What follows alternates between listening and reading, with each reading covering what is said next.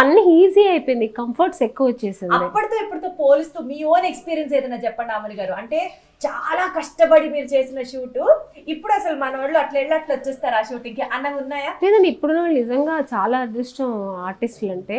ఇప్పుడు నేను కూడా చేస్తున్నాను కాబట్టి ఎంత కంఫర్ట్స్ ఉన్నాయి, అప్పుడంతా లేదు. మీరు చేసిన పాత షూట్స్ లో ఒక హార్డ్ గా అవును, ఎండలో క్యారవాన్స్ లేదు, మాకు సపరేట్ రూమ్స్ దొరికేది కదా, అవుట్డోర్స్ ఆల్మోస్ట్ ఎక్కువ అవుట్డోర్స్ వెళ్ళేవాళ్ళం. నైట్ లో ఎక్కడో మనకు హోటల్ అలా ఉంటుంది అంతే.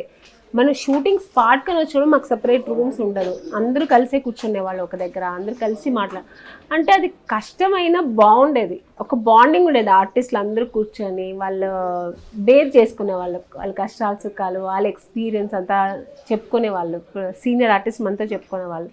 సో అవన్నీ మనం నేర్చుకునే వాళ్ళు. ఇప్పుడు ఏమైందంటే కంఫర్ట్ వచ్చింది కానీ ఆ ఒక బాండింగ్ లేదు ఆర్టిస్టులో. ఎవరికి అంతే, షార్ట్ అయినా వెళ్ళి క్యారవన్లో కూర్చుంటున్నా, కలిసే ప్రసక్తే లేదు. అట్లా కలిసిన కూర్చుంటే వాళ్ళలో ఒక్కొక్కరు ఫోన్ పెట్టుకుని కూర్చుంటాం. ఎవరికి వాళ్ళు ఫోన్ లో ఉంటారు, ఫుల్ బిజీ ఉంటారు, రీల్స్ చేసే దాంట్లో బిజీ ఉంటారు. మీరు డిజిటల్ మీడియాలో యాక్టివా?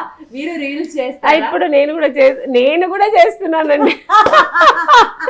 నాకు కూడా వాళ్ళు చేస్తుండే, నేను కూడా రీల్స్ చేద్దాం అనిపిస్తుంది. సో ఈ ట్రెండ్కి మేము కూడా మారిపోయాం అంతే.